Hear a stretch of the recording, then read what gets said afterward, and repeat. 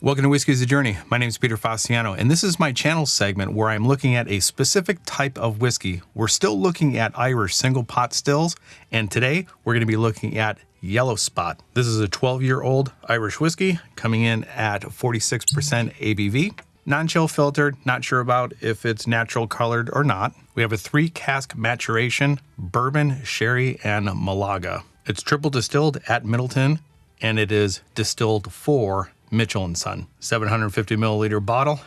And I gotta tell you, when I first purchased this about a year and a half ago, it only cost me about $96. And now it's up to $135 in Phoenix, Arizona. Crazy price increase with Irish whiskey. Let's go ahead and pour it, nose it, taste it, talk about it a little bit. And then if you guys stick around until the end, I'm gonna give it a score. Before I even get this thing up to my nose, it is sweet. It is jumping out of the glass. And the sweetness that I get is a fruity sweetness. More on the citrus side. I get orange, tangerine, some vanilla, a slight amount of caramel, and then I'm talking a very, very slight amount of spice. And the spice that I get is going to be some of that pepper note. Not a white pepper. I think it's leaning a little bit more towards the black pepper.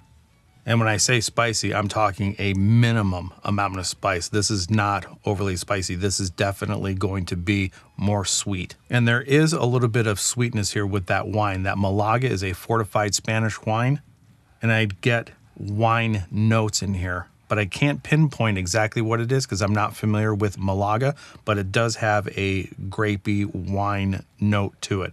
Let's go ahead and get it on the palate and see what I can get out of it. Wow, buttery sweet. Not that butter is sweet, but it has a buttery texture to it. It's sweet. Those citrus notes that are there, the orange and the tangerine, a little bit of that wine grape is here. Vanilla, caramel, all of those things are coming through on the palate just like it was on the nose. On the first sip, I do get a touch of spice. There's more spice on the palate than there is on the nose, but you can never trust those first sips. So let's go ahead and get that second sip down.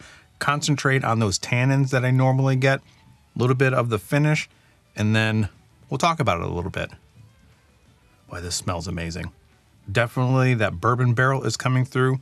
I get some vanilla, I get oak. I'm not getting hit with any tannin or bitterness on the side or the back. Those fruit flavors are sticking around. It's radiating with that 46% ABV. It's not overpowering. The spice that I got on that first sip is almost non-existent in that second one. And the finish on that second sip, smack dab in the middle, I'd say medium. I wouldn't say that this is too complex of an Irish whiskey. It is sweet from front to back. Doesn't really develop into anything other than those initial notes, but the initial notes are really good. And if you guys have been tuning into this whole Irish whiskey series, you know that I'm preferring a little bit on the redbreast side of things, but I would have to say right off the bat, the Yellow Spot of all the spot whiskeys, I think I would actually reach for this one more than I would the Green Spot, but because of the increase in price, that's going to become extremely difficult for me to do or to justify. I have very, very little left in this. I have a couple of Yellow Spots poured in some samples to do some head-to-head competitions. And once this is gone, I'm going to be very disappointed because I really honestly, I can tell you honestly, I don't think that I will replace this bottle at $135. It's good, and I would prefer reaching for this one over the Green Spot, but I can't justify the jump in price. Let's get that third sip down, let it rest on the tongue for a little bit. Let me talk a little bit about Yellow Spot, and then we'll give it a score. For those of you who are not familiar with spot whiskeys, let me briefly explain.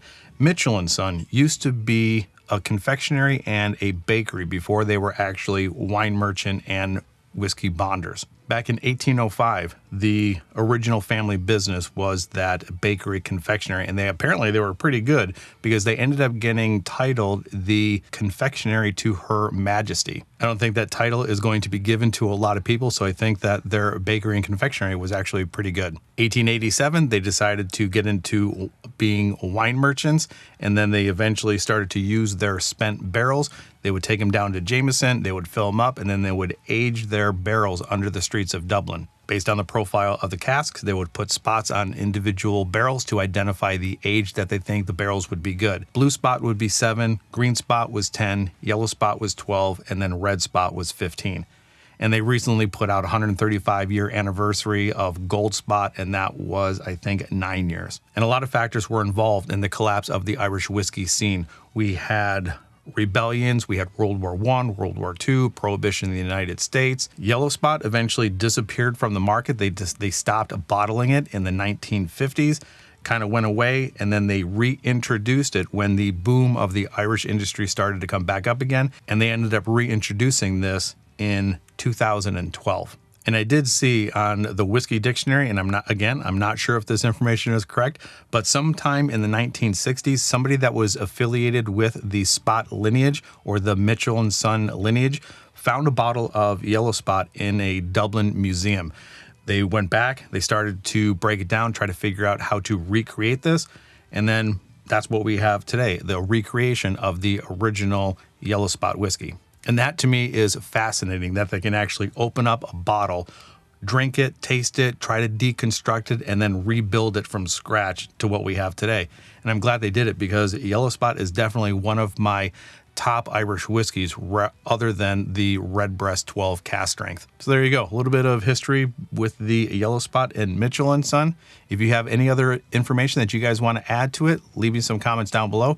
If you guys are not subscribed to this channel and you like this information, do me a favor and subscribe to the channel. Turn that bell notification on, because I publish videos every Monday, Wednesday, and Friday. Now let's go ahead and get on to the score. Let me give you one more sip of this. I'm still kind of concentrating on what that was doing as I was talking. I think the Malaga and the bourbon barrels are the most prominent characteristic within this profile, on the nose and on the palate. I don't think I really get too much of the sherry influence. Sherry kind of comes across two ways to me: lighter stone fruits, or we get those darker plums, raisins, figs, and dates. And I don't get that in here. And I'm not really sure I'm getting any of the stone fruits. This profile to me right now during this review is definitely revolving around the bourbon, the vanillas, the caramel, and then the Malaga, that fortified wine, that little grapey note as well. The citrus notes are still coming through, the orange, the tangerine, not much bitterness, and the spice that I got on the palate and on the nose on my first sip and my first nosing is kind of fading away. It's taking a back seat to those sweeter fruit notes. And with all that being said, I think this is a very consistent tasting single pot still Irish whiskey. From my first sip to my last sip, this has been pretty consistent with very, very slight changes to the spice. So let's move on to the score. My rating system is out of 5 stars. I cannot give this a 4 just because of the price.